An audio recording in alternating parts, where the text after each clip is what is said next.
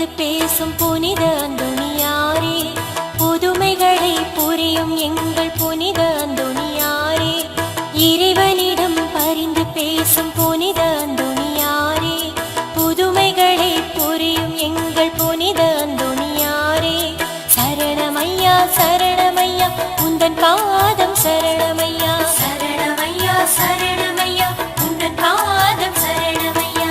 இறைவனிடம் பரிந்து பேசும் புனித அந்தோணியாரே, புதுமைகளை புரியும் எங்கள் புனித அந்தோணியாரே.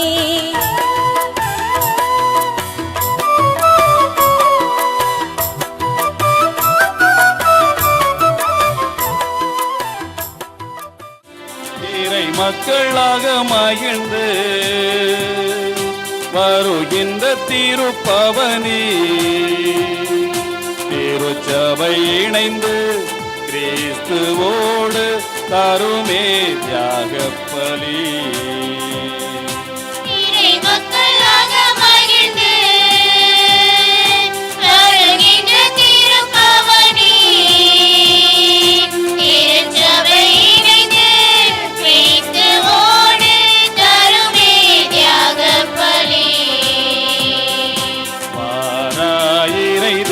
குலமே வாழ்வாய் பேருடனே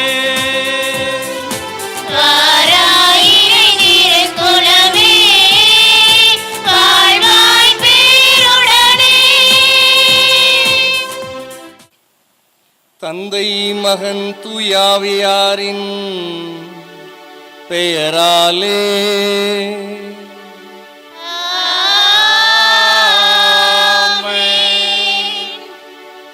நம் ஆண்டவராகிய இயேசு கிறிஸ்துவின் அருளும் கடவுளின் அன்பும் தூயாவியாரின் நட்புறவும் உங்கள் அனைவரோடும் இருப்பதாக.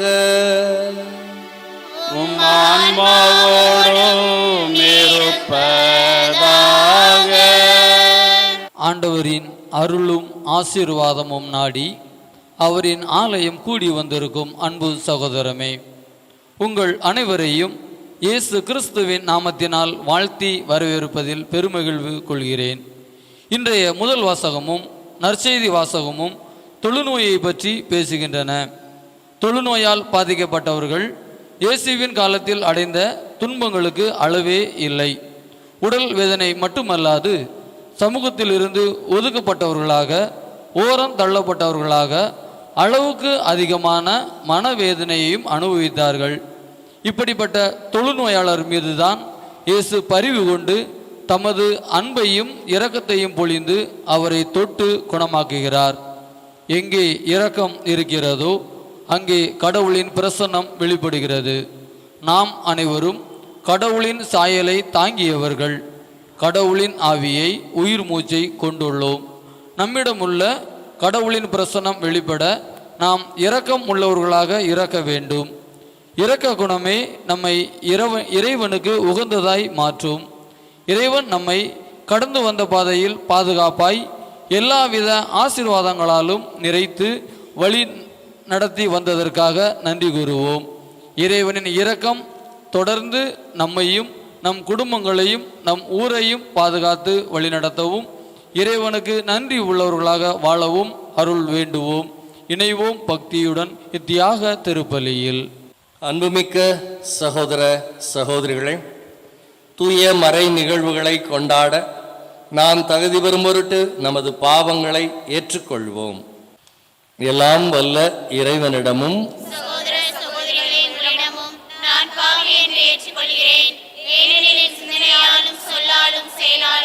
கடமைகள் தவறியதாலும் பாவங்கள் பல செய்தேன். என் பாவமே என் பாவமே என் பெரும்பாவமே. ஆகையால் எப்பொழுதும் கன்னியான பரிசுத்த மரியாதையும் வானதூதர் புனிதர் அனைவரையும் சகோதர சகோதரிகளை உங்களையும் நம் தேவனாகிய ஆண்டவரிடம் எனக்காக வேண்டிக் கொள்ள மன்றாடுகிறேன். எல்லாம் வல்ல இறைவன் நம் மீது இரக்கம் வைத்து நம் பாவங்களை மன்னித்து நம்மை நிலை வாழ்வுக்கு அழைத்து செல்வாராக. ஆமென். ஆண்டவர் தாமே நம் பாவங்களிலிருந்து நம்மை முழுமையாக விடுவித்து இந்த திருப்பலியிலே இறை அருளை நாம் நிறைவாக பெற்றுக்கொள்ள நம் பாவங்களை நாம் நினைத்து பார்ப்போம். ஆண்டவரிடம் மன்னிப்பு கேட்போம்.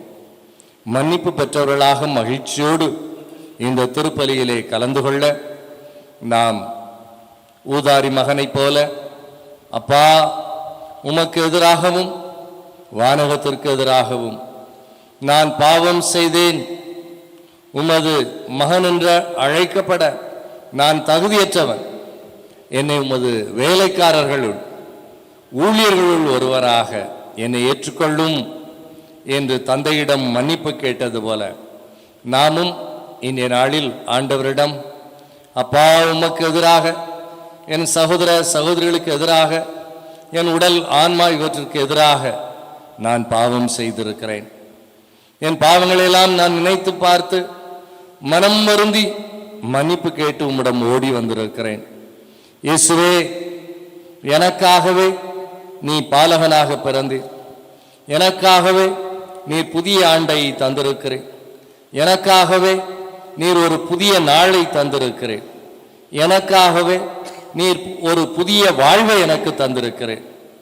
ஆண்டவரே, அதை நான் உணர்ந்து அந்த புதிய வாழ்வில் எந்நாளும் நான் உமக்கு பிரியமான மகனாக மகளாக வாழ, உம் சாட்சியாய் எந்நாளும் வாழ, தூயாவியின் துணை கொண்டு நான் பரிசுத்தமாய் வாழ எனக்கு ஆற்றல் தாரும் என்று சொல்லி நாம் பக்தியோடு இறைவனிடம் மன்றாடி ஜெபித்து பாடுவோம். அப்பா, நான் தவறு செய்தேன். அப்பா, நான் தவறு செய்தேன். உம் அன்பை உதறி சென்றேன்.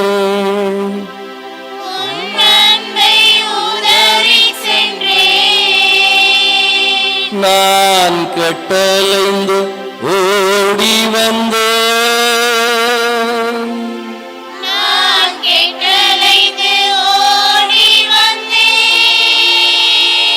என்னை கண்டாரும் உந்தன் பிள்ளை நான்.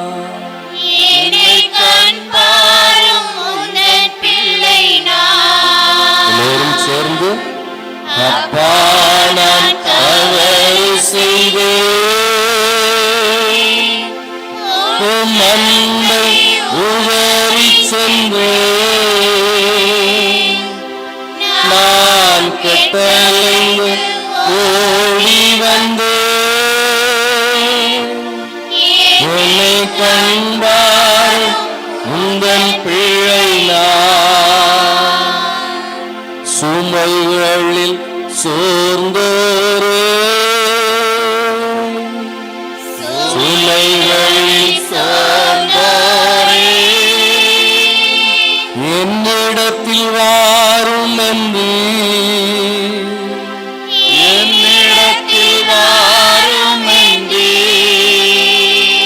அந்த ஆறுதல் வார்த்தை என்னை, அந்த ஆறுதல் வார்த்தை என்னை உம்மிடத்தில் ஈர்த்ததையா, உம்மிடத்தில் ஈர்த்ததையா. எல்லோருமாக, அப்பா நான் தவறு செய்தேன். உம் அன்பை உதறி சென்றேன். நான் கட்டளைந்து ஓடி வந்தேன். என்னை கண்பாரும் உந்தன் பிள்ளை நான். நம்ம எல்லோருமாக கண்களை மூடி கரங்களை உயர்த்தி, இதோ இந்த கல்வாரி பலியிலே இயேசுவினுடைய திரு உடல் திரு இரத்தத்தை உணவாக, ஆன்மீக உணவாக பெற்றுக்கொள்ள வந்திருக்கிற இந்த வேளையிலே இறை வார்த்தையை கேட்டு அதன்படி வாழவும் ஆண்டவர் தாமே தன்னையே நமக்கு இந்த நற்கருணை வழியாக தருகிற இந்த திருப்பலியிலே நான் தகுந்த விதத்திலே கலந்து கொள்வதற்கு தடையாக இருக்கிற நம் பாவங்கள், குற்றங்கள், குறைகளை நாம் நினைத்து பார்ப்போம். நமது பலவீனங்களை நாம் நினைத்து பார்ப்போம். நமது உலக போக்கை நினைத்து பார்ப்போம். நமது இறைவனுக்கு எதிரான சிந்தனைகள், செயல்கள், வாழ்வு முறை நாம் நினைத்து பார்ப்போம். ஆண்டவர் முன்னிலையிலே நம்மை நாமே சோதித்து பார்த்து, ஆய்ந்து பார்த்து, நான் ஆண்டவருக்கு எதிராக செய்திருக்கிற எல்லா பாவங்களையும் நினைவு கூர்ந்து, ஆண்டவரே, நான் உமக்கு எதிராக பாவம் செய்திருக்கிறேன். ஆண்டவரே, அந்த பாவங்களுக்காக மனம் வருந்துகிறீர். மனிதனோ முகத்தை பார்க்கிறான், நீரோ உள்ளத்தை பார்க்கிறவராயிருக்கிறேன். என் பாவங்கள் உமக்கு தெரியும். ஆண்டவரே, இந்த நாளிலும் கூட இனி நான் பாவம் செய்வதில்லை என்று உமக்கு வாக்கு கொடுத்து உமது அருளை வேண்டி ஜெபிக்கிற இந்த வேளையிலே உமது வல்லமை என் மீது இறங்கி வரட்டும். ஆவியானவரது அபிஷேகம் தொடர்ந்து என்னை வழி நடத்தட்டும். ஆண்டவரே, இந்த நாளிலும் கூட நீர் என்னை மன்னித்து ஏற்றுக்கொள்வதற்காய், புது வாழ்வு தருவதற்காய், என்னை நீர் பலப்படுத்துவதற்காய் உமக்கு நன்றி செலுத்துகிறேன். தொடர்ந்து என்னை வழி நடத்தும். உமது அன்பால் என்னை ஆசீர்வதியும். எல்லாம் வல்ல இறைவன் பாவங்கள், குற்றங்கள், குறைகள், பலவீனங்கள், கஷ்டங்கள், கவலைகள், கண்ணீர்கள், கடந்தல்கள், வேதனைகள், உள்மன காயங்கள், உளவியல் பிரச்சனைகள், அடிமைத்தனங்கள், சாபங்கள், கட்டுக்கள் அனைத்திலும் இருந்து ஆண்டவர் இந்த திருப்பலிலே நம்மை விடுவித்து புதிய ஆசீர்வாதங்களை நமக்கு நிறைவாய் பொழிந்தருள்வாராக. மன்றாடுவோமாக. இறைவாவும் திருமகன் வழியாக எல்லா மக்களிலும் உமது நிலையான ஒளியை ஏற்றினீரே. மக்களின் உள்ளத்தில் மீட்பரின் ஒளி பெருகுவதா, அவரது முடிவில்லா ஆட்சிக்கு அவர்கள் வந்து சேர்வார்களாக. உமோடு தூய ஆவியின் ஒன்றிப்பில் இறைவனாய் என்றென்றும் வாழ்ந்து ஆட்சி செய்கின்ற எங்கள் ஆண்டவரும் உம் திருமகனுமாகிய இயேசு கிறிஸ்து வழியாக உம்மை மன்றாடுகின்றோம்.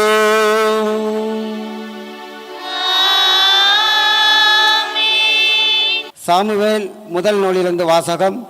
அதிகாரம் 4, இறை வசனம் 1 முதல் 11 முடிய. அந்நாட்களில் இஸ்ரேல் பெலிஸ்தருக்கு எதிராக போர் தொடுத்து எபினேசரில் பாளையம் இறங்கினர். பெலிஸ்தியரும் அபேக்கில் பாளையம் இறங்கினர். பெலிஸ்தியர் இஸ்ரேலுக்கு எதிராக அணிவகுத்து செல்ல போர் மூண்டது. பெலிஸ்தியர் இஸ்ரேல் முறியடித்து அவர்கள் 4000 பேரை போர்க்களத்தில் வெற்றி வீழ்த்தினர். வீரர்கள் பாளையத்திற்கு திரும்பிய போது இஸ்ரேலின் பெரியோர் கூறியது, இன்று பெலிஸ்தியரிடம் நம்மை ஆண்டவர் தோல்வி பெற செய்தது ஏன்? ஆண்டவரின் உடன்படிக்கை பேழை சீலோனின்று நம்மிடையே கொண்டு வருவோம். அது நம்மிடையே வந்தால் நம் எதிரிகள் கை நின்று நம்மை காக்கும்.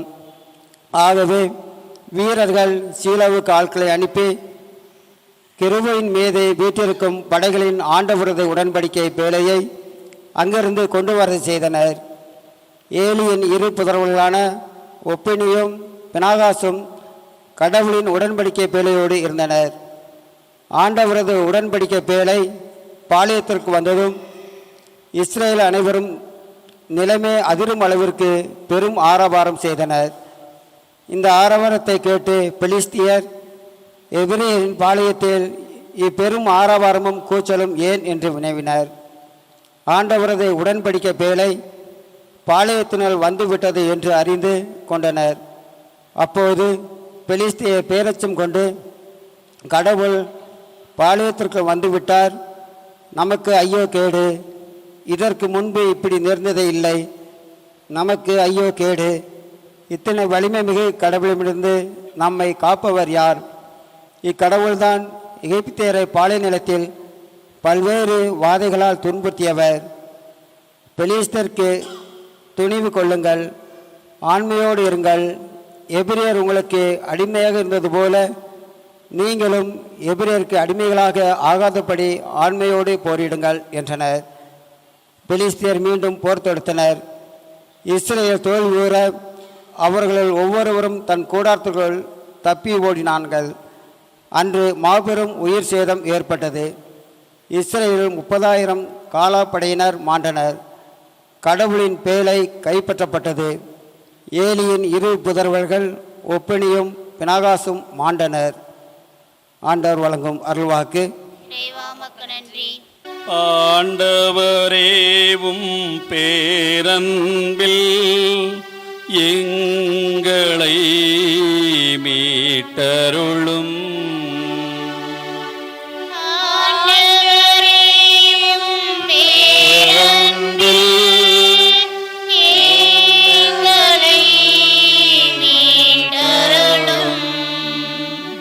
இப்போது நீர் எங்களை ஒதுக்கி தள்ளிவிட்டீர், இழிவு படுத்திவிட்டீர். எங்கள் படைகளுடன் நீர் செல்லாதிருக்கின்றீர். எங்கள் பகைவருக்கு நாங்கள் புறங்காட்டி ஓடும்படி செய்தீர். எங்களை பகைப்போர் எங்களை கொள்ளையிட்டனர்.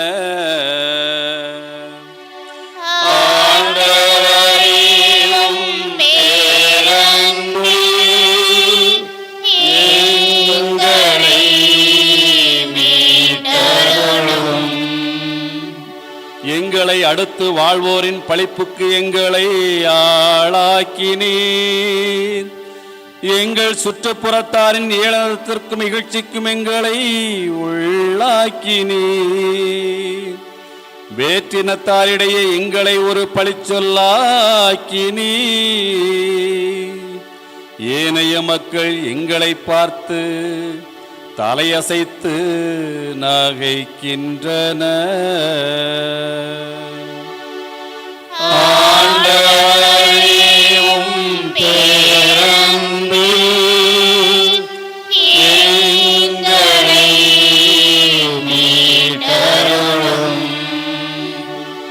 என் தலைவா கிளர்ந்தலும் ஏன் உறங்குகின்றீர்? விழித்தலும் எங்களை ஒருபோதும் ஒதுக்கி தள்ளி விடாதேயும். நீர் உமது முகத்தை ஏன் மறைத்துக் கொள்கின்றீர்? எங்கள் சிறுமையையும் துன்பத்தையும் ஏன் மறந்து விடுகின்றீர்?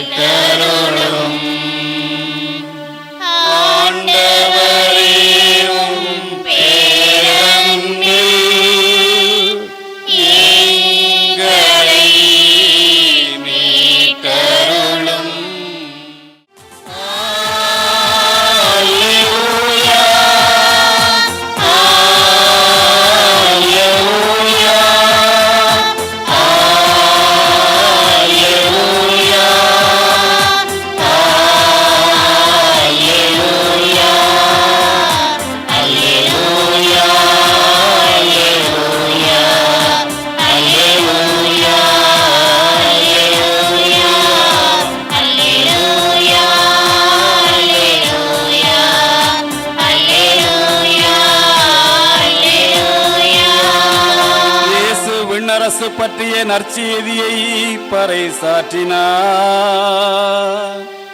மக்களிடையே இருந்த நோய் நொடிகள் அனைத்தையும் குணமாக்கினார். அல்லேலூயா,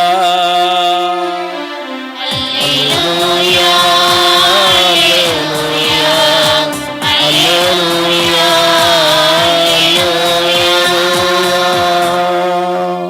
ஆண்டவர் உங்களோடு இருப்பாராக.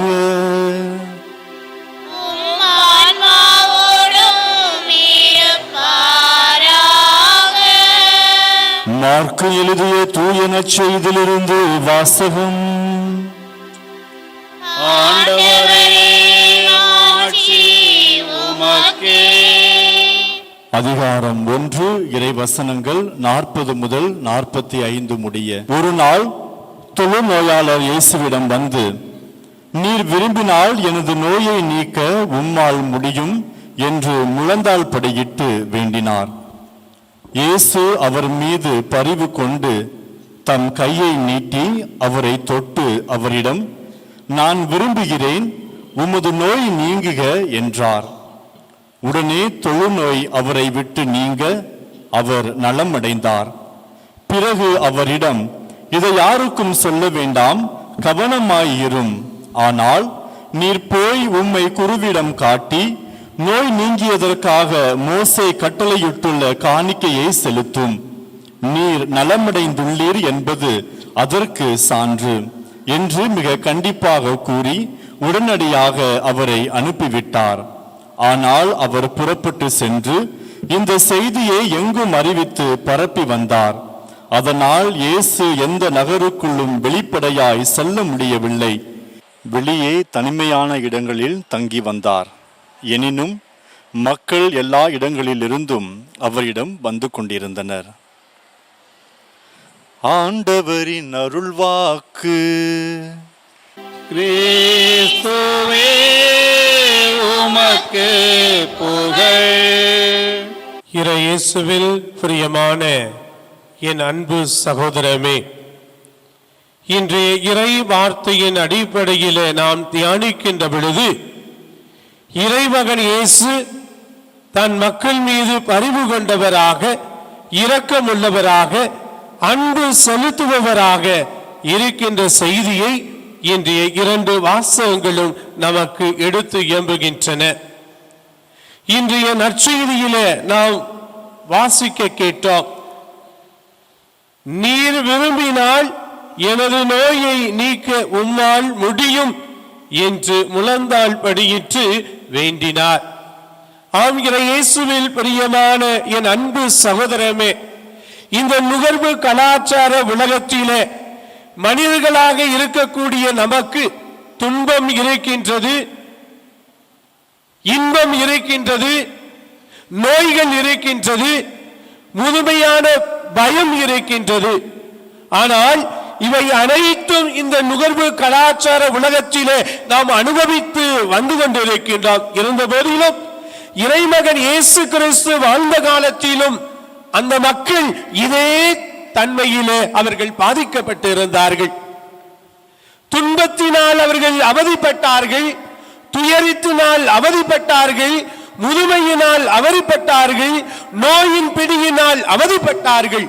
இருந்த போதிலும் இந்த நற்செய்தியின் அடிப்படையில் நாம் தியானிக்கின்ற பொழுது, கடவுளே நீ விரும்பினால் என் நோய் நீங்கும் என்று அவன் மன்றாடுகின்ற பொழுது கடவுள் பரிவு கொண்டு நோய்களை நீக்குகின்றார்.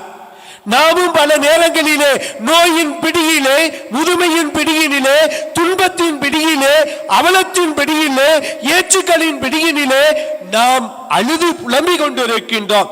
இந்த நுகர்வு கலாச்சார உலகத்திலே இத்தனை துன்பங்களுக்கும் இத்தனை நோய்களுக்கும் மத்தியிலே நாம் அவதிப்பட்டு கொண்டிருக்கின்ற பொழுது, இந்த நோயினால், தொழுநோயினால் அவதிப்பட்டு கொண்டிருந்த இந்த மனிதன் கடவுள் மீது கொண்டிருந்த அளவு கடந்த நம்பிக்கையின் பொருட்டு, நீர் விரும்பினால் என்னை குணமாக்க முடியும் என்று முழந்தால் படியிட்டு முழு நம்பிக்கையோடு அவர் இறைவனிடம் வேண்டுகிறார்.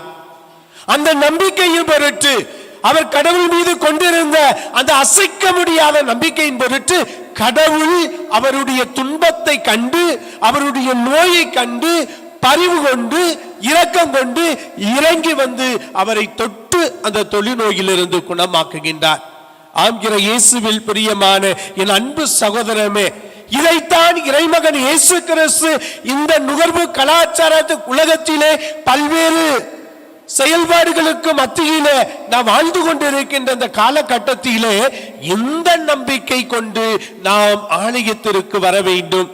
இதைத்தான் இன்றைய தொழுநோய் என்ற உருவகம் நமக்கு அழைப்பு விடுக்கின்றது. இந்த தொழுநோய் என்பது நோயாக இருக்கலாம், அல்லது நாம் இந்த நுகர்வு கலாச்சார உலகத்திலே பல்வேறு செயல்களுக்கு அடிமைப்பட்டு கொண்டிருக்கின்ற நோயாக இருக்கலாம். இன்று இளைஞர்கள் செல்போன் இல்லாமல் அவர்களால் வாழ முடியாத சூழ்நிலைக்கு தள்ளப்பட்டு கொண்டிருக்கின்ற நோயாக இருக்கலாம்.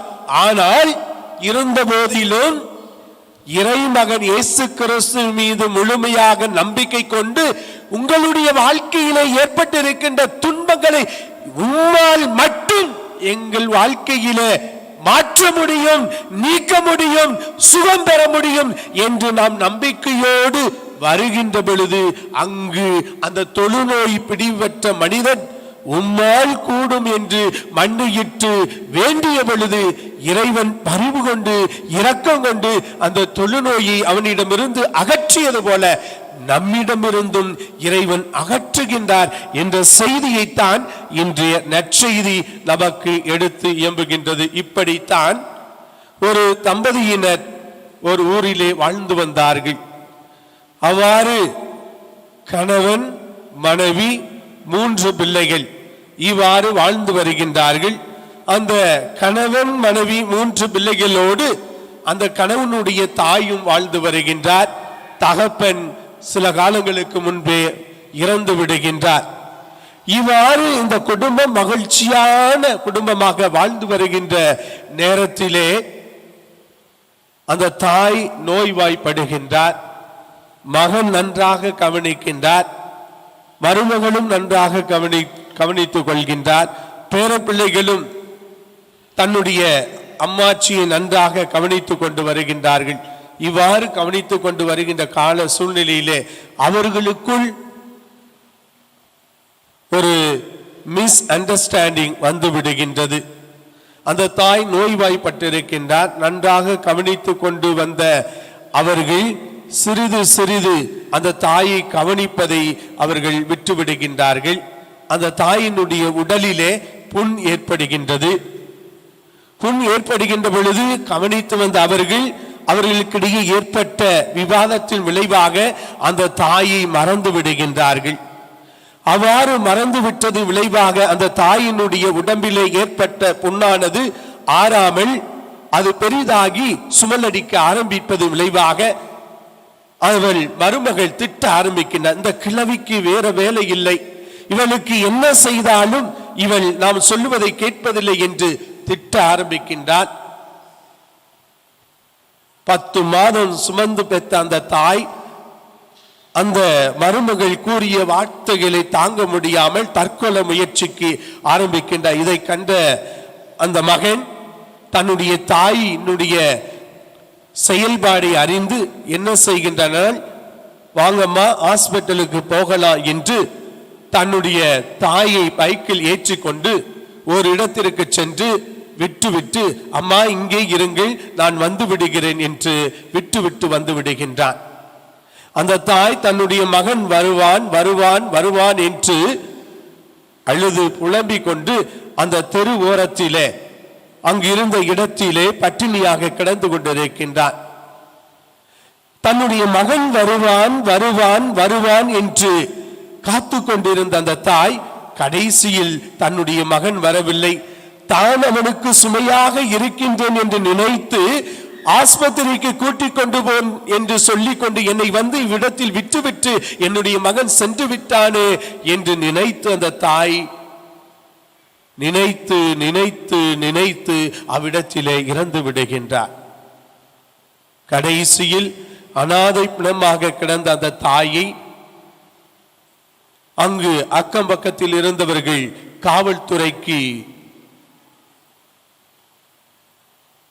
தகவல் கொடுத்து அந்த காவல்துறை வந்து அந்த இறந்த உடலை எடுத்து பரிசோதித்து அங்கு அவள் எந்த ஊரில் இருந்து வந்து இங்கு இறந்து கிடக்கின்றாள் என்பதை அவர்கள் ஆராய்ந்து பார்க்கின்ற பொழுது அந்த போலீஸ் ஸ்டேஷன்ல தலைமை காவலராக இருந்த அவருடைய நண்பரினுடைய தாய் என்பதை அறிந்து அங்கு அழுது புலம்பி தன்னுடைய நண்பனுக்கு அவர் தகவல் கொடுக்கின்றார்.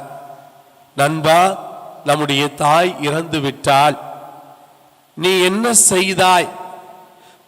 தாயை கவனிப்பதற்கு பதிலாக குடும்பத்தில் ஏற்பட்ட விவாதத்தின் விளைவாக 10 மாதம் சுமந்து பெற்றெடுத்து உனக்கு அனைத்தையும் ஊட்டி வளர்த்த தாயை குடும்பத்தில் ஏற்பட்ட விவாதத்தின் விளைவாக தெருவிலே விட்டு ஏமாற்றி விட்டு அந்த தாயை கொலை செய்து விட்டாயே என்று அந்த தலைமை காவலர் அவரிடம் எடுத்துச் சொல்ல அவன் அங்கு வந்து குடும்பத்தோடு வந்து அழுது தான் செய்தது தவறு என்று இறந்த பிறகு அழுது புலம்பி தன்னுடைய தாயினுடைய உடலை எடுத்து சென்று அடக்கம் செய்கின்றார்.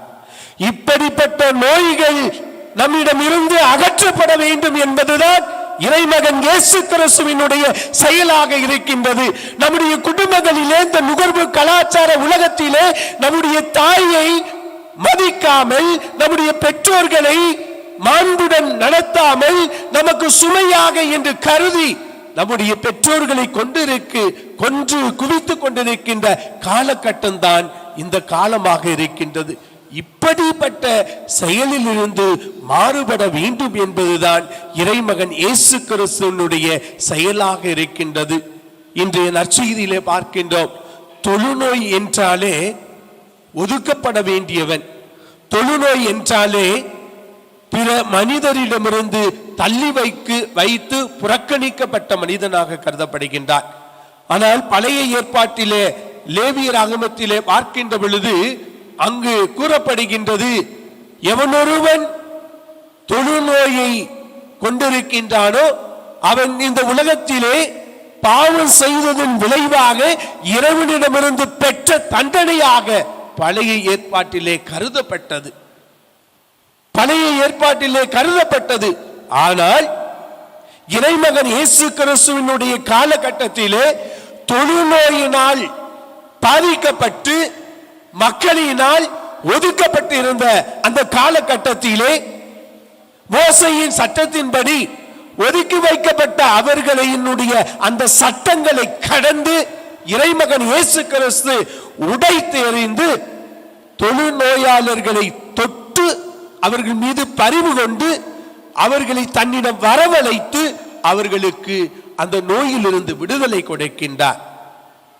பாவி என்று கருதப்பட்டு புறக்கணிக்கப்பட்டு ஓரங்கட்டப்பட்டு தனிமையிலே வாழ வைக்கப்பட்ட அவர்களை இறைமகன் இயேசு கிறிஸ்து பரிவு கொண்டு தன்னிடம் வரவழைத்து அவர்கள் மீது இரக்கம் கொண்டு அவர்கள் நோய்களில் இருந்து விடுதலை கொடுத்து அவர்களுக்கு வாழ்வு கொடுக்கின்ற இறைமகன் இயேசு கிறிஸ்துவாக இருக்கின்றார்.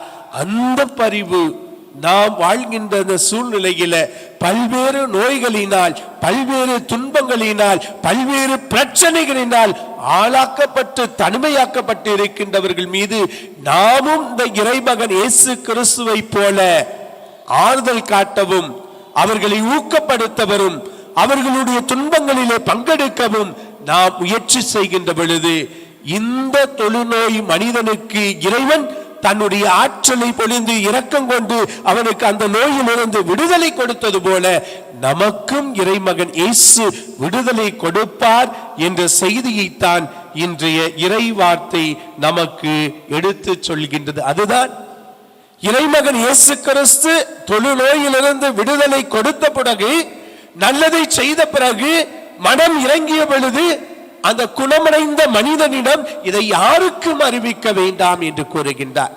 ஆனால் இந்த நுகர்வு கலாச்சார உலகத்திலே நாம் பார்க்கின்ற பொழுது ஏதாவது ஒரு நல்ல காரியம் பிற மனிதனுக்கு செய்கின்ற பொழுது இதை அறிவிக்கக்கூடிய பலகைகளை வைக்கின்றோம். ஆனால் இங்கு இறைமகன் இயேசு கிறிஸ்து மோசே சட்டத்தையும் கடந்து மனிதன் துன்பத்திலும் துயரத்திலும் மனித குலத்திலிருந்து ஒதுக்கப்பட்டிருக்கின்ற அந்த மனிதன் மீது இரக்கம் கொண்டு அவனுடைய இருந்த நோயை போக்கி விடுதலை கொடுத்தது போல நாமும் நம்மோடு வாழ்கின்ற சகோதர சகோதரிகள் இப்படிப்பட்ட நிலைக்கு ஆளாகின்ற பொழுது அவர்களுக்காக நாம் மனம் இறங்கி அவர்களுடைய துன்பத்திலே பங்கெடுத்து செபிக்கின்ற பொழுது இறைமகன் இயேசு நமக்கு விடுதலை கொடுக்கின்றார் என்ற செய்தியைத்தான் இன்றைய நற்செய்தி நமக்கு எடுத்து சொல்கின்றது. ஆம், இயேசுவில் பிரியமானவர்களே, நாம் அனைவரும் இங்கு வந்திருக்கின்றோம். எதற்காக? இறைவனுடைய அன்பு பலியிலே பங்கெடுத்து உடல் பொருள் ஆவி அத்தனையும் அன்னை மரியாதை போன்று இந்த இறைவனுடைய கரங்களிலே ஒப்பு கொடுத்து இந்த பலிபீடத்திலே ஒப்பு கொடுத்து செபிக்கின்ற பொழுது மத்தேயு நற்செய்தி 28ஆம் அதிகாரம் 20ஆம் வசனத்திலே உலகம் முடியும் வரை நான் என்னாலும் உங்களோடு இருக்கின்றேன் என்று சொன்ன இறைவன் இந்த ஆலயத்தின் மைய பகுதியிலே நற்கருணை வடிவில இங்கு வாசம் செய்து கொண்டிருக்க இந்த இறைவனிடம் இருந்துதான் அனைத்து ஆற்றலும் புறப்படுகின்றது. இவரால் அன்றி வேறு எதுவும் ஒன்றும் செய்ய முடியாது. நம்முடைய பாதுகாவலர் அந்தோணியராக இருக்கலாம், அன்னை மரியாளாக இருக்கலாம், இவரிடமிருந்து பெற்ற அந்த அருள்தான் நமக்கு கொடுக்கப்படுகின்றது. ஏனென்றால் அவர்கள் பரிந்து பேசுபவர்கள் தான். நமக்கு அருள் வரங்களை இறைவனிடம் எடுத்து சென்று பரிந்து பேசி அவர்கள் பெற்றுக் கொடுப்பவர்கள் தான். ஆனால் அருளை கொடுப்பவர் இறைமகன் இயேசு நற்கருணையிலே வீற்றிருந்து அவர் அந்த அருளை கொடுக்கின்றார். ஆம், இயேசுவில் பிரியமான என் அன்பு சகோதரமே, இந்த தொழுநோயாளர் நீ விரும்பினால் என் நோயை குணமாக்க முடியும் என்று அசைக்க முடியாத நம்பிக்கையின் பொருட்டு இறைவனிடம் வேண்டியதினால் இறைவன் இரக்கம் கொண்டு அந்த தொழுநோயிலிருந்து விடுதலை கொடுத்தது போல நாம் இந்த நுகர்வு கலாச்சாரத்திலே பல்வேறு பிரச்சனைகள் மத்தியில் ஆளாக்கப்பட்டு வாழ்ந்து கொண்டு இருக்கின்ற இந்த வேளையில நாமும் இந்த தொழுநோய் மனிதனை போன்று இறைவா நீர் விரும்பினால் எங்களுடைய துன்பங்களை, எங்களுடைய கஷ்டங்களை, எங்களுடைய நோய்களை நீ குணமாக்கி எங்களுக்கு வாழ்வளிக்க முடியும் என்று நாம் ஜெபிக்கின்ற பொழுது, நம்பிக்கையோடு கேட்கின்ற பொழுது இறைவன் இறங்கி வந்து நமக்கு அருளையும் ஆற்றலையும் சுகத்தையும் கொடுக்கின்றார். அந்த அருளையும் ஆற்றலையும் தொடர்ந்து பெற நாம் இறைவனை நோக்கி மன்றாடுவோம். இறைவா, நீ தொடர்ந்து எங்களுக்கு உம்முடைய அருளையும் ஆற்றலையும் வழியும். தொழுநோய் என்ற மனிதன் உம்மிடமிருந்து உம்மால் முடியும் என்று அவர் முழந்தால் படியிட்டு மண்டியிட்டு கேட்ட பொழுது நீ இரக்கம் கொண்டு பரிவு கொண்டு அந்த தொழுநோயிலிருந்து விடுதலை கொடுத்தது போல எங்களுக்கும் அந்த விடுதலையை கொடும் என்று தொடர்ந்து மன்றாடுவோம். இறைவன் நம் ஒவ்வொருவரையும் ஆசிர்வதிக்கட்டும். ஆமேன். அன்புமிக்க சகோதர சகோதரிகளே, நாம் அனைவரும் எழுந்து நின்று நமது தேவைகளுக்காக மட்டுமல்லாது உலகில் உள்ள எல்லாருடைய தேவைகளுக்காகவும் விசுவாசத்தோடு நமது மன்றாட்டுக்களை இறைவனிடம் எழுப்புவோம். உமது பேரன்பால் உலகை நிறைத்துள்ள எம் இறைவா, எம் திரு அவையில் உள்ள அனைவரும் இறை அச்சம், அர்ப்பணிப்பு, கீழ்ப்படிதல் ஆகிய பண்புகளை தங்கள் பணி வாழ்வில் உள்ளடக்கி இறை அன்பிலும் பிறர் அன்பிலும் சிறந்து விளங்கிடவும், இரக்கச் செயல்கள் மூலம் உம் அன்பை வெளிப்படுத்தவும், இயேசுவின் உடன் இருப்பை மனதில் கொண்டு இறைப்பணி செய்திடவும் தேவையான உமது ஆவியின் கொடைகளையும் வரங்களையும் நிறைவாய் பொழிந்து வழிநடத்த வேண்டும் என்று இறைவா உம்மை மன்றாடுகிறோம். அன்பே உருவான இறைவா, இயற்கை பேரிடலாலும் வெள்ளப்பெருக்கிலாலும் போர் வன்முறையாலும் பொருளாதார மாற்றங்களினாலும் அவதிப்படும் மக்களுக்கு நலமும் வளமும் நிறைவான வாழ்வும் கிடைத்திடவும், ஆள்வோரின் கரிசனையும் பாதுகாப்பும் பெற்றிடவும், பொருளாதாரம் ஏற்றம் பெற்றிடவும், விவசாயிகள் தங்களின் உழைப்பின் பயன்களை முழுமையாக பெற்றிட தேவையான வரங்களை பொழிய வேண்டுமென்று இறைவா உம்மை மன்றாடுகிறோம். நோய் நொடியினால் வாடுவோரை குணமாக்குபவரே இறைவா, பலவிதமான நோய்களினால் பாதிக்கப்பட்டு மனவேதனையில் ஆழ்ந்திருப்போர், ஆதரவற்றோர், கணவனால் கைவிடப்பட்டோர், வறுமையினால் வாடுவோர், முதியோர் இல்லங்களிலும் தெருவோரங்களிலும் தவிப்போர் அனைவரையும் நீர் அன்பினாலும் உமது இரக்கத்தினாலும் அரவணைத்து பாதுகாத்து வழிநடத்த வேண்டுமென்று இறைவா உம்மை மன்றாடுகிறோம். அருளும் இரக்கமும் உள்ள இறைவா, எமது பங்கு தந்தையை ஆசீர்வதியும். அவர்களுக்கு உடல் உள்ள ஆன்ம நலன்களால் நிறைவு செய்தருளும். எம் பங்கின் வளர்ச்சிக்காக அவர்கள் எடுக்கின்ற முயற்சிகளில் உடன் இருந்து வெற்றியை தாரும். எம் பங்கில் ஒற்றுமையும் சமாதானமும் நிலவவும், எம் பங்கு தந்தையோடு இணைந்து எம் பங்கு மக்கள் செயலாற்றவும் வேண்டுமென்று இறைவா உம்மை மன்றாடுகிறோம். அன்பின் இறைவா, உம் திருப்பாதம் கூடி வந்திருக்கும் எங்களையும் எங்கள் குடும்பங்களையும் எமது பங்கையும் ஆசீர்வதியும். எம் பங்கில் உள்ள குழந்தைகளும் இளைஞர்களும் அறிவிலும் ஒழுக்கத்திலும் தெய்வ பயத்திலும் சிறந்து வளரவும், குடும்பங்களில் அன்பும் ஒற்றுமையும் சமாதானமும் நிலவும், செய்யும் தொழிலில் முன்னேற்றமும் பொருளாதாரம் பெருகவும் வேண்டுமென்று இறைவா உம்மை மன்றாடுகிறோம். இறைவா எங்கள் மன்றாட்டை கேட்டருளும். நம்ம ஒவ்வொருவருடைய தனிப்பட்ட தேவைகளுக்காகவும் மௌனமாக சிறிது நேரம் ஜெபிப்போம். மன்றாடுவோமாக. அருளும் இரக்கமும் நீதியும் உள்ள எங்கள் இறைவா, நாங்கள் அனைவரும் ஒரே குடும்பமாய் இணைந்து உம் திருப்பாதம் சமர்ப்பித்த எங்கள் மன்றாட்டுக்களை எல்லாம் நீர் தயவாய் ஏற்று தந்தைக்குரிய பரிவோடு எங்களுக்கு தந்து ஒவ்வொரு நாளும் எங்களை வழிநடத்த வேண்டும் என்று எங்கள் ஆண்டவரும் இரட்சகரும் மீட்பருமான இயேசு கிறிஸ்து வழியாக தந்தையே உம்மை மன்றாடுகிறோம். உனக்கென நான் தரும் காணிக்கையை உவப்புடன் ஏற்பாயின் இறைவா. உனக்கென நான் தரும் காணிக்கையை உவப்புடன் ஏற்பாயின் இறைவா. பலியென என்னை நான் தருகின்றேன், பலியென என்னை நான் தருகின்றேன். உன் பதமலர் பணிந்து மகிழ்கின்றேன், பதமலர் பணிந்து மகிழ்கின்றேன். உனக்கென நான் தரும் காணிக்கையை உவப்புடன் ஏற்பாயின் இறைவா.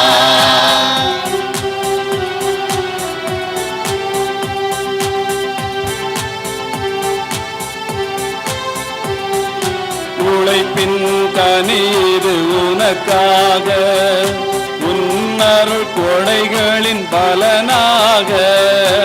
உழைப்பின் கனீது உனக்காக, உன்னருள் கொடைகளின் பலனாக. சகோதர சகோதரிகளே, என்னுடையதும் உங்களுடையதுமான இப்பலி எல்லாம் வல்ல இறைவனாகிய தந்தைக்கு ஏற்றதாகும்படி மன்றாடுங்கள். ஆண்டவர் தமது திருப்பெயரின் கட்சிக்காகவும் ஆட்சிக்காகவும் அது நன்மைக்காகவும் புனித திருவையின் அனைத்து நலனுக்காகவும் அதை கையிலிருந்து படியை ஏற்றுக்கொள்வாராக. ஆண்டவரே, மாட்சி மிகு பரிமாற்றங்களை ஏற்படுத்தும் எங்கள் காணிக்கைகளை தயவாய் ஏற்றருளும்.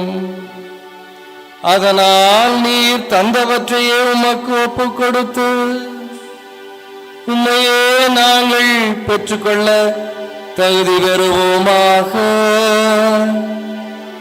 எங்கள் ஆண்டவராகிய இயேசு கிறிஸ்து வழியாக உம்மை மன்றாடுகின்றோம்.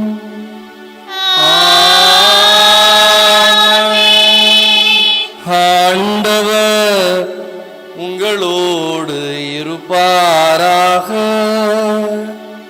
உம் ஆன்மாவோடும் இருப்பாராக.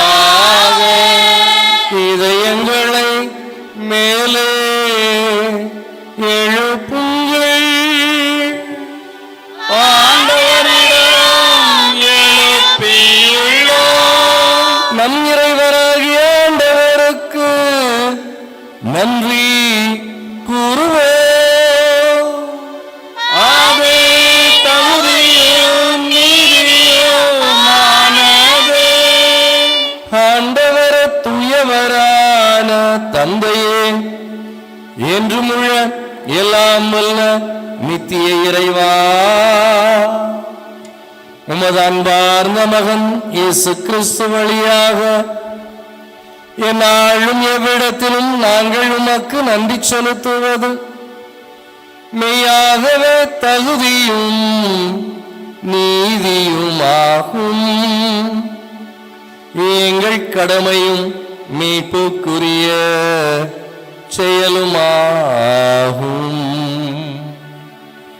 உமது நன்மை மிகுதியா எங்கள் ஆண்டவராகிய இயேசு கிறிஸ்து வழியாக நீர் மனிதராகிய எங்களை படைத்தீர். நாங்கள் நீதியின்படி தண்டனைக்கு உரியவராயினும் உமது இரக்க மிகுதியினால் எங்களை மீட்டு உமது அருளை நிறைவாய் பொழிகின்றீர். அவர் வழியாகவே உமது மாண்பை வானதூதர் புகழ்கின்றனர். தலைமை தாங்குவோர் உம்மை வழிபடுகின்றன. அதிகாரம் செலுத்துவோரும் திருமுன் நடுங்கி நிற்கின்றன. வானங்களும் அவற்றில் உள்ள ஆற்றல்களும் செராபீன்களும் ஒன்று கூடி அக்களித்து கொண்டாடுகின்றன. அவர்களோடு எங்கள் குரலையும் சேர்த்துக் கொள்ளுமாறு நாங்கள் உம்மை தாழ்மையுடன் இறைஞ்சி புகழ்ந்து அக்களித்து ஆர்ப்பரித்து பாடுவதாவது. தூயவர் தூயவர் தூயவர் வான்படைகளின் கடவுளமாண்டவர். தூயவர் தூயவர் தூயவர் வான்படைகளின் கடவுளமாண்டவர். விண்ணகமும் மண்ணகமும் உமது மாட்சியால் நிறைந்துள்ளன. விண்ணகமும் மண்ணகமும் உமது மாட்சியால் நிறைந்துள்ளன. உன்னதங்களிலே ஓசன்னா, உன்னதங்களிலே ஓசன்னா. ஆண்டவர் பெயரால் வருகிறவர் ஆசி பெற்றவர். ஆண்டவர் பெயரால் வருகிறவர் ஆசி பெற்றவர்.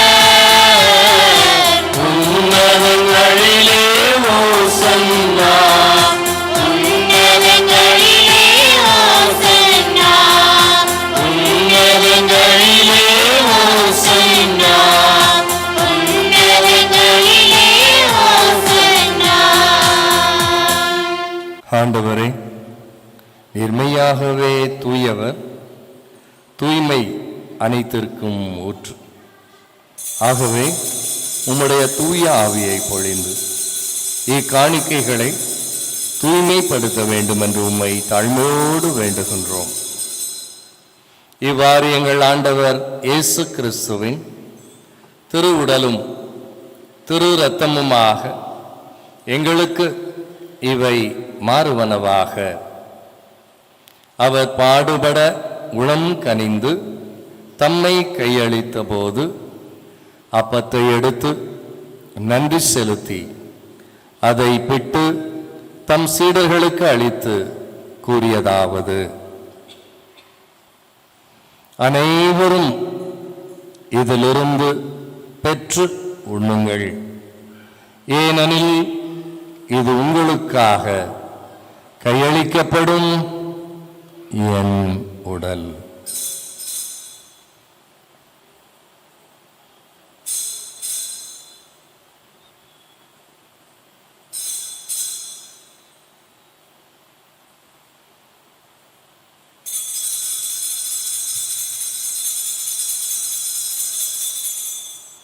அவனமே இரவு விருந்தை அருந்தியபின் கிண்ணத்தையும் எடுத்து மீண்டும் உமக்கு நன்றி கூறி தம் சீடர்களுக்கு அளித்து அவர் கூறியதாவது: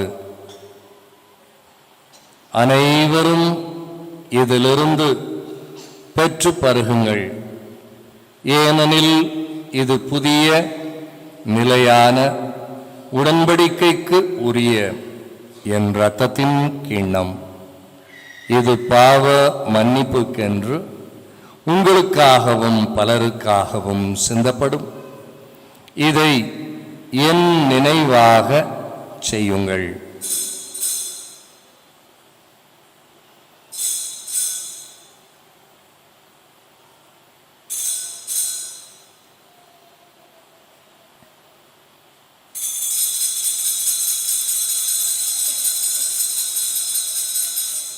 நம்பிக்கையின் மறை பொருள். ஆண்டவரே தேவருமளவும் உமது இறப்பினை அறிக்கையிடுகின்றோம், உமது உயிர்ப்பினையும் எடுத்துரைக்கின்றோம். ஆகவே ஆண்டவரே, நாங்கள் கிறிஸ்துவின் இறப்பினையும் உயிர்ப்பினையும் நினைவு கூர்ந்து வாழ்வு தரும் அப்பத்தையும் மீட்பளிக்கும் கிண்ணத்தையும் உமக்கு ஒப்புக் கொடுக்கின்றோம். உம் திருமுனின்று உமக்கு ஊழியம் புரிய தகுந்தவர்களென எங்களை ஏற்றுக்கொண்டீர். எனவே உமக்கு நன்றி செலுத்துகின்றோம்.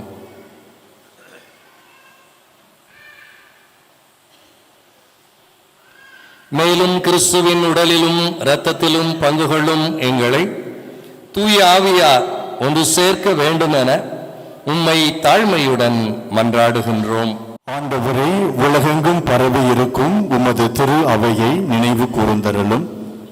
எங்கள் திருத்தந்தை பிரான்சிஸ், எங்கள் ஆயர் அந்தோணிசாமி, எல்லா திருநிலையினர் ஆகிய அனைவரோடும் உமது திரு அவை அன்பில் நிறைவு பெற செய்தருளும்.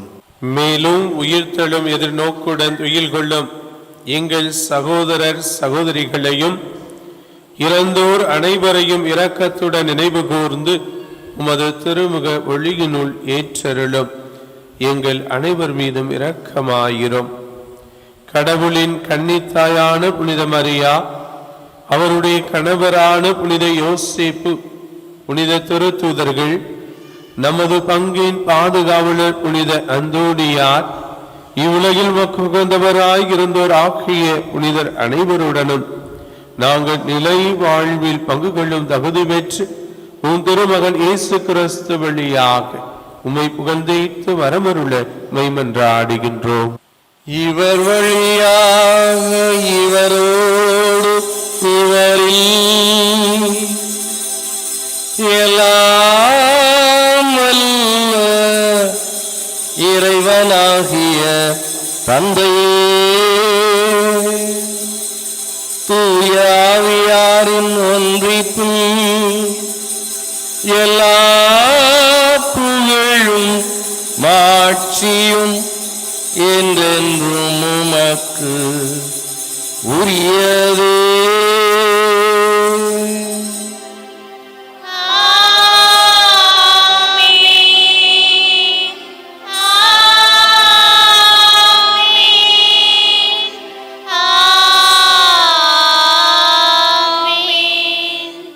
மீட்பரின் கற்பனையால் கற்பிக்கப்பட்டு தேவ படிப்பினையால் பயிற்சி பெற்ற நாம் துணிந்து பாடுவோம்.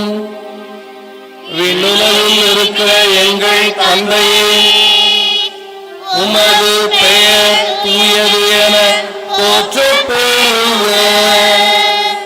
உமது ஆட்சி வருக. உமது திருவிழம் விண்ணுலகில் நிறைவேறுவது போல மண்ணுலகிலும் நிறைவேறுக. எங்கள் அன்றாட உணவை இன்று எங்களுக்கு தாரும். எங்களுக்கு எதிராக குற்றம் செய்வோரை நாங்கள் மன்னிப்பது போல எங்கள் குற்றங்களை மன்னியும். எங்களை சோதனைக்கு உட்படுத்தாதேயும், தீமையிலிருந்து எங்களை விடுவித்தருளும். ஆண்டவரே, தீமை அனைத்திலுமிருந்து எங்களை விடுவித்து எங்கள் வாழ்நாளில் சமாதானத்தை பரிவுடன் தந்திரளும் மன்றாடுகின்றோம். உமது இரக்கத்தின் உதவியா நாங்கள் பாவத்திலிருந்து எப்போதும் விடுதலை பெற்று யாதொரு கலக்கமும் இன்றி நலமாயிருப்போமாக. நாங்கள் இது நோக்கி இருக்கும் பேரின்பத்திற்காகவும் எம் மீட்பராகிய இயேசு கிறிஸ்துவின் வருகைக்காகவும் காத்திருக்கின்றோம்.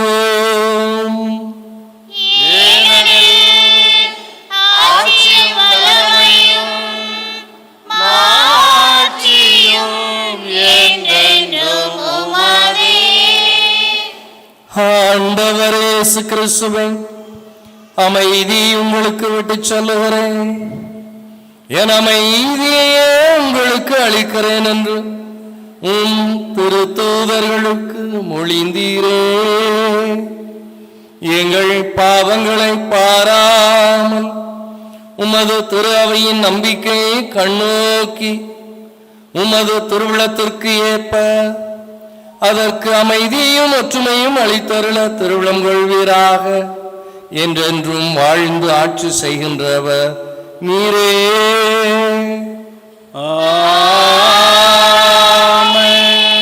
ஆண்டவருடைய அமைதி உங்களோடு என்றும் இருப்பதாக.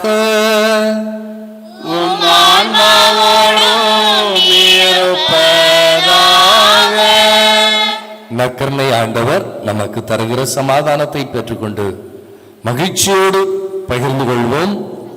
சமாதானம்.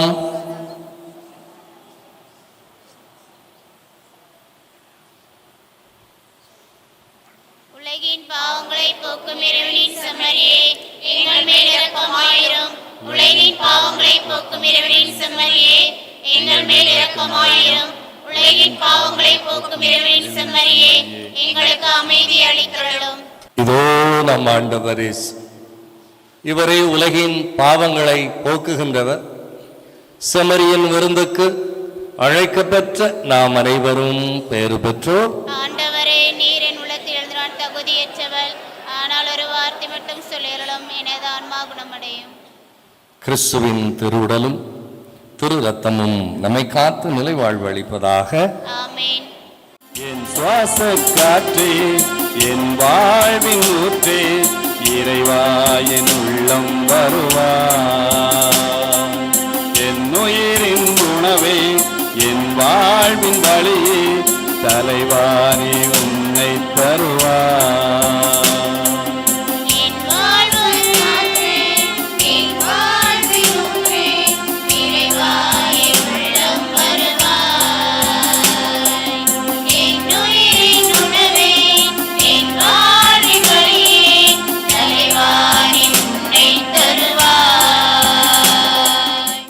மன்றாடுவோமாக.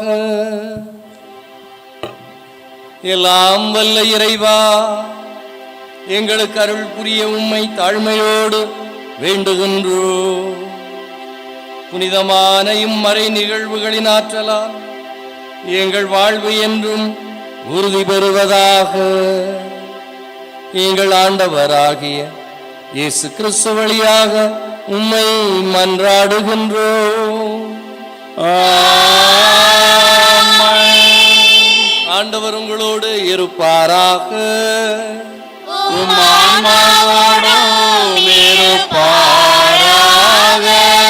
எல்லாம் வல்ல இறைவன் தந்தை மகன் தூயாவியார் உங்களை ஆசீர்வதிப்பாராக.